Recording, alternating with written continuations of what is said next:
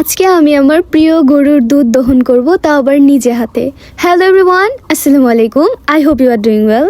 অনেকেই হয়তো এটাকে সাধারণ একটা কাজ বলবে, কিন্তু আমার কাছে এটা শুধু কাজ না, এটা একটা অনুভূতি। গরুর সাথে আমার একটা আলাদা মায়া জড়িয়ে আছে। ওদের যত্ন নেওয়া, খাওয়ানো, আদর করা সবকিছুর মাঝেই একটা আলাদা শান্তি পাই। আজ যখন নিজের হাতে দুধ দহন করতে বসবো, তখন মনে হবে আমি শুধু দুধ নিচ্ছি না, ওদের ভালোবাসার একটা অংশও নিয়ে নিচ্ছি।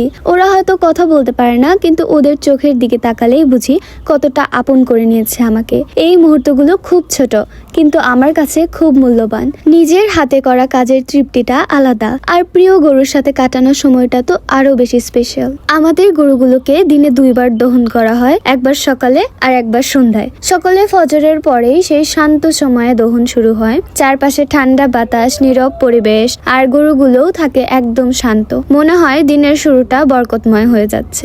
আর সন্ধ্যায় সারাদিন কাজের শেষে যখন গোয়ালে যাই, তখনও একইভাবে যত্ন নিয়ে দুধ দহন করি। এরপর দুধগুলো সুন্দর করে নিয়ে আসি, বোতলজাত করি আর ফ্রিজে রেখে দিই। পুরো প্রক্রিয়াতেই থাকে যত্ন আর ভালোবাসা, কারণ এটা শুধু দুধ না, এটা আমাদের পরিশ্রমের ফল, আমাদের খামারের নিয়ামত। এরপর সব কাজ গুছিয়ে আমি চলে যাই টিউশনে। দায়িত্ব তো দুদিকেই, খামারও আছে, পড়াশোনাও আছে, তাই সব সামলে নিয়েই দিনটা এগিয়ে নিয়ে যেতে হয়। আজকের মতো এখানেই শেষ করছি। আশা করি ভিডিওটা আপনাদের ভালো লেগেছে। সবাই ভালো থাকবেন, সুস্থ থাকবেন। আল্লাহ হাফেজ।